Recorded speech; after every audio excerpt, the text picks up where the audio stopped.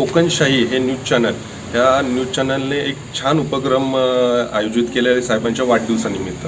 तर मी अनुभवलेले आमदार नितेशजी राणे साहेब, तर मी ह्या दृष्टिकोनातून तुम्हाला आणि माझ्या सर्व भाजपच्या कार्यकर्त्यांना आणि जनतेला सांगू इच्छितो.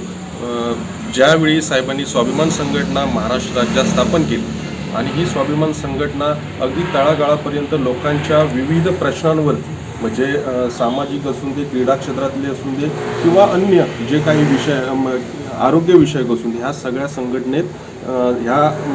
संघटनेमार्फत हे सगळे विषय हाताळले जात होते. आणि अगदी ह्या संघटनेपासून, स्थापनेपासून आम्ही ह्या साहेबांशी आम्ही जोडले गेलो आणि त्या माध्यमातून आम्ही संपूर्ण महाराष्ट्रात काम करत गेलो. ह्या काम करत असतेवेळी आम्हाला एक साहेबांचा कार्यकर्ता, म्हणजे आमदार नितेश राणे साहेबांचा कार्यकर्ता म्हणून अख्ख्या महाराष्ट्रात ओळख मिळाली.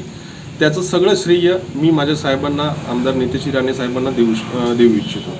त्याचप्रमाणे दुसरी एक सांगायची गोष्ट अशी की साहेबांचा एक हातखंडा आहे. संपूर्ण महाराष्ट्रात आम्ही ज्यावेळी त्यांच्याबरोबर फिरत असतो, दौऱ्यात असून दे किंवा इतर ठिकाणी कार्यक्रमात आम्ही फिरत असतो, तर अगदी वर्ध्यापासून तर आपल्या बांद्यापर्यंत, चांद्यापासून ते अगदी देवगडपर्यंत जे काही साहेबांना संघटनेमार्फत किंवा पक्षामार्फत जे कार्यकर्ते जोडलेले आहेत, ते सगळेच्या सगळे अगदी नावानिशी साहेब त्यांना हाक मारतात. म्हणजे कितीही लांबचा कार्यकर्ता असून दे, त्याला साहेब अगदी नावानिशी हाक मारतात. हाईच साहेबांची, म्हणजे मी त्यांना तो महत्त्वाचा जो गुण आहे साहेबांना, तो मी त्याच्याबद्दल सॅल्यूट करतो.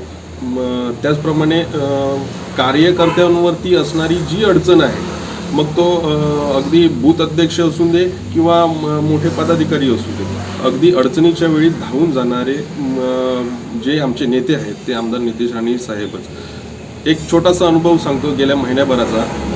मी देवगड जामसंडे नगरपंचायतमध्ये प्रभाग क्रमांक 1मध्ये मी राहतो. तर आमच्या प्रभाग क्रमांक 1चे बूथ अध्यक्ष जे आहेत मंगेशजी राव, तर हे काही कारणामुळे, छोट्याशा आजारपणामुळे आजारी होते. त्यावेळी अगदी शेवटच्या क्षणाला त्यांना, ज्यावेळी ते सिरियस झाले, त्यावेळी त्यांना ह्या सिव्हिल हॉस्पिटलकडून बांबोळी आणि कोल्हापूरला नेण्यासाठी त्यांनी सांगितलं अधिक उपचारासाठी.